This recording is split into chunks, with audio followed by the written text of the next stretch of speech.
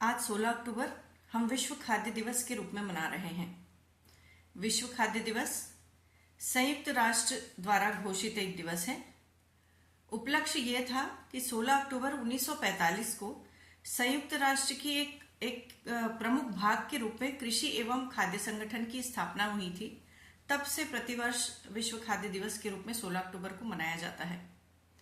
2025 में इसका थीम बेहतर भोजन और बेहतर भविष्य साथ साथ, इस थीम के साथ इसका जो क्रियान्वयन है वो किया जा रहा है। कुछ दिन पहले हाल ही में 10 अक्टूबर को इसी संदर्भ में GHI ग्लोबल हंगर इंडेक्स विश्व भूखमरी सूचकांक जारी हुआ है। इस सूचकांक के माध्यम से वैश्विक स्तर पर खाद्यान्न और उसकी आपूर्ति की क्या स्थिति है, इसका आकलन किया जाता है। इसमें वैश्विक स्कोर वर्तमान में 18.3 प्राप्त हुआ है। विश्व स्तर पर ऐसा माना जा रहा है कि भूखमरी मध्यम स्तर पर पाई जा रही है। 2030 तक इस सूचकांक के अध्ययन से यह समझ में आता है कि 2030 तक लगभग 56 देश हैं जिनका इंडेक्स काफी नीचे जाने वाला है। बहुत भूखमरी इंडेक्स में उनकी स्थिति बहुत खराब होने वाली है। कारणों पर चर्चा करें तो हम ये देख पाते हैं कि वर्तमान पिछले हाल के वर्षों में जितने वैश्विक संघर्ष हो रहे हैं, युद्ध हो रहे हैं, और एक दूसरा प्रमुख कारण है जलवायु परिवर्तन।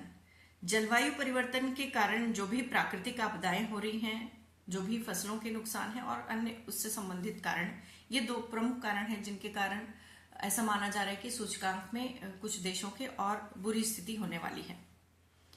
भारत की बात करें तो भारत उदारवादी नीतियों के साथ कार्य करता है। निश्चित रूप से हमारे सभी नीतियों में भूखमरी को समाप्त करने की प्रतिबद्धता पाई जाती है।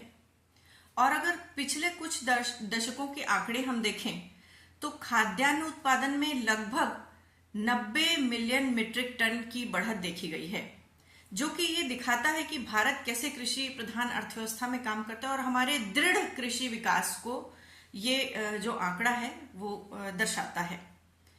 इस सूचकांक में भारत की स्थिति 127 देशों के सूचकांक के मध्य 105वें नंबर पर है, अर्थात हमारा रैंक वर्तमान में 105 है।